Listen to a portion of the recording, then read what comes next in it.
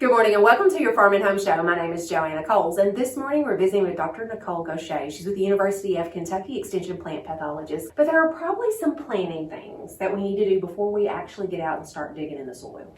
Absolutely. Planting comes first. As with anything we do, we must plant our vegetable gardens no matter how small. Exactly. And some people might say, well, I only have this spot, so I don't have a whole lot of options. But there are still things that we can do, even in a small area, to try to prevent disease. Absolutely. So again, I'm the pathologist, so I always think in terms of disease. And there are a lot of different diseases that can affect vegetable crops. And of course, when we say vegetables, we mean a lot of different type of crops. But there are disease issues either as soil-borne pathogens, those that complete their life cycle in the soil. So those are your root rots and crown rots and some of your fruit rots for fruit that sit on the ground. And then there are leaf and flower diseases that will overwinter in fallen debris that spends its winter on the ground. So either way, we still have to prevent and we still have to take some measures so that we don't have that overwintering cycle. Absolutely. Now, if people didn't sanitize and if they didn't clean out their gardens, that's the first thing they need to do. Right? Absolutely. Keep it clean, and I always recommend doing it as you terminate a crop, and then before you start in the spring. Tillage always helps bury any of that debris that you can't get, or at least mulching on top. So we still mulch vegetable gardens. Not a common practice. It should be though. So don't just mulch your flower beds, mulch your vegetable garden too. It helps to bury a lot of that debris. And it keeps weed suppression down, holds moisture. There's a lot of benefits Absolutely. to that. And so once we get it all clean, let's start with a clean slate, and then let's start planning where we're going to put different crops. We look at our vegetable crops in groups, in closely related groups. So our solanaceous crops are our tomatoes, peppers, eggplants, potatoes. We have our cucurbit crops. Those are our cucumbers, squashes, pumpkins. We will have our cole crops, broccoli, cauliflower, etc.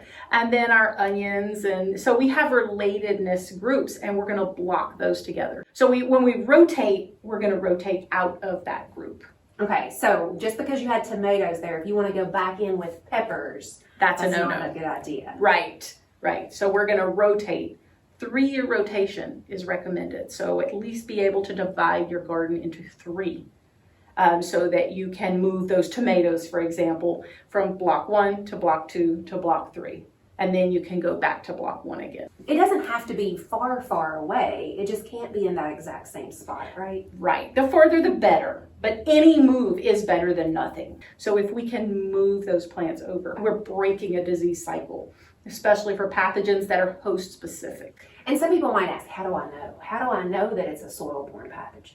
So everyone should contact their county agent, and their county agent can walk them through, provide that information for them. And especially to go out and scout your garden so that we can catch things early. If something's not looking quite right, we get photos, samples early, then we might be able to do things either preventively or curatively, depending on what it is. We know what is going to come every year, and then there are other diseases that maybe don't come regularly or we've never seen before, and that's what we're trying to balance. And that's what we produce all this literature, we produce these alerts for that very reason. So compost in itself is excellent. So I compost, most avid gardeners compost, but diseased tissue will not be properly composted in a home compost pile.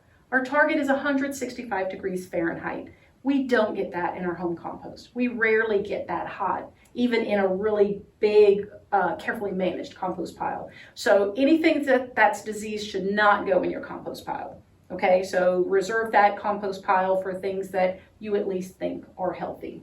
Get anything diseased out as quickly as possible. If you have a fruit that's rotting, or if you have maybe a branch or a vine that's not looking quite right, cut it off and get it out of there. Don't compost it, so that way you're removing as much of that through the season, again, at the end of the season, and then before you plant, clean up one more time. Certainly. Now, there is a publication available that kind of goes over all this information. Yes, that's right. So it's a little bit of a review, and then we talk about rotations. We give an example of a rotation. And we appreciate you watching your Farm and Home Show. Have a great day.